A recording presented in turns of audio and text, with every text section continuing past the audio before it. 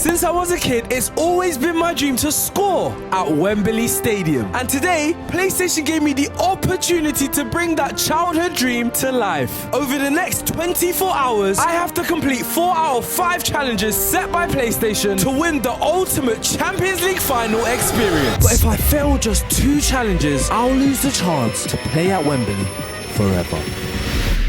PlayStation sent me to a secret location in London to complete the challenges, and they won't be easy. There was so much at stake, I needed to complete these challenges, so I called in some help from a football legend. Before that though, I wanted to get some practice in, so I challenged E-Man SV2, and here's what happened. We were doing the precision kicking challenge. I started quite well, but quickly realized how hard it really was, and I finished with a low score. E-Man, on the other hand, absolutely smashed it, and he destroyed my score with ease. This was just a practice, but later in this video, I'll have to complete this challenge alongside a football legend to earn the chance to play in the Champions League final. And now it's time to meet the legend. I'm here with the legend himself, Gareth Bale. We're going to be doing 3 challenges now. My aim by the end of this weekend is to play at Wembley. And I thought, who better to help me than yourself? So are you up for helping me?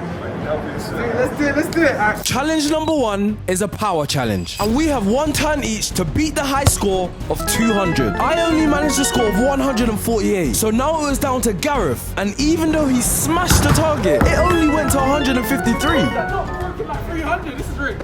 This is rigged.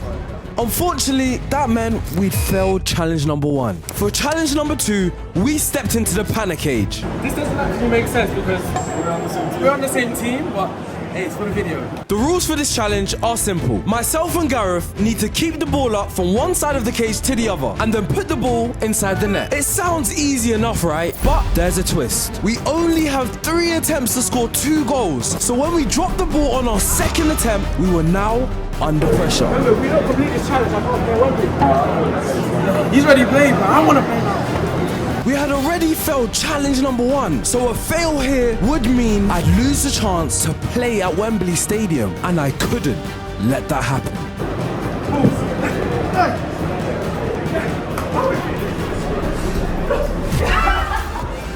And finally, we completed the challenge. Gareth still had to help me with 1 more challenge. But before that, I had to win a 1v1 versus Viper Sport. We were playing first to 3 goals wins, and it didn't start well for me. After some questionable defending, Viper took an early lead. I couldn't give up though. There was too much on the line. I nearly even pulled off a crazy trick shot goal. The game was starting to get physical, and after I gave away a foul, Viper had the perfect opportunity to make it 2-0. My Champions League final dream was slipping away in front of my eyes. It was now or never if I wanted to change that. I quickly got a goal back, and then finally, after a lovely bit of play, I made it 2-2. There were seconds left now, and I knew it would take something special to win this game. After a beautiful piece of skill, I had completed challenge number 3. The next challenge, however, might be the hardest one yet. Syntax versus Crunch. I was taking on the FIFA legend Foot Crunch himself, but the only problem was I haven't played the game in over 7 months. So when Santi scored the first goal, I thought it was over. But then, in the 92nd minute, I did the impossible and equalized with the last kick of the game. All would be decided now on penalties. In the penalty shootout, I scored my first 3 penalties, and Santi missed his first 2. And that meant if I scored now, I would win the game. And I did it! All I had to do now was complete the final challenge, and I would play in the Champions League final at Wembley. For the final challenge, we would have to break the high score of 23 seconds. Yeah, let's do this. There's a lot on the line for me. But I didn't feel confident after I lost so badly to E-Man earlier in the video. But luckily for me, this time, I had Gareth Bale as a teammate. We were literally flying through the challenge, and with time running out, it all came down to the final target.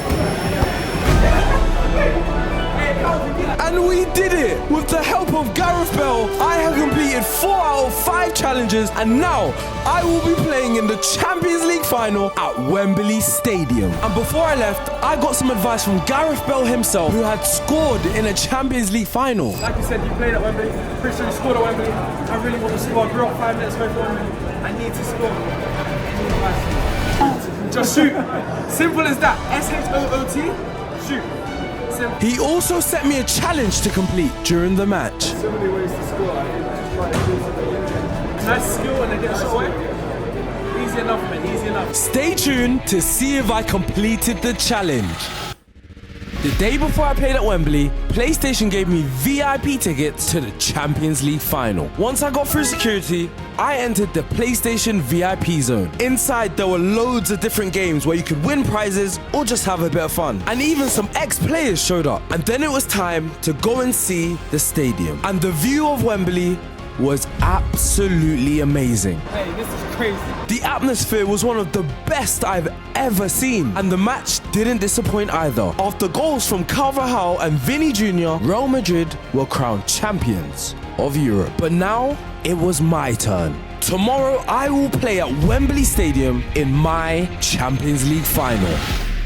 The moment we've all been waiting for has finally arrived. It's time for the PlayStation Cup final at Wembley Stadium. We'll also be sharing the pitch with 4 football legends and using the same changing rooms as the Champions League finalists the night before. My team were in the Dortmund changing room, and inside, I bumped into a few of my teammates, including our captain, Theo Walcott. I did a quick pre-match interview, then headed out to the tunnel. And at that moment, all the emotions started to kick in. I grew up 5 minutes away from Wembley Stadium, dreaming of scoring here. And now I was walking out onto the pitch. Come on! Everything had led up to this moment. My dreams were about to come true. Well, that's what I thought would happen. I barely touched the ball, and that's because both teams were so evenly matched that there were barely any chances created. It wasn't until halfway through the match that we saw the first chance of the game. The ball fell to the white team striker inside the box, and he wasted what might be the best chance they'd get. That was until we conceded a foul on the edge of the box with 5 minutes to go. And then this happened. It had all gone wrong. What was meant to be a dream day was turning into a nightmare. But I hadn't given up hope yet. I knew we'd get one last chance to save the game, and I had a feeling it would fall to me. And that's exactly what happened. After a beautiful flick from Jamie, the moment fell into my hands. And I wasted it. That was my big chance. The game was all but over now, but there was still time for some late drama as the keeper picked up a back pass. But the referee ignored our complaints and blew the whistle for full time. My team had lost, and I felt like it was all my fault.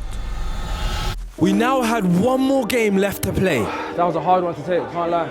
I had that one chance. I had that chance to score at Wembley. And I wasted it. I've only got 25 minutes now to score at Wembley.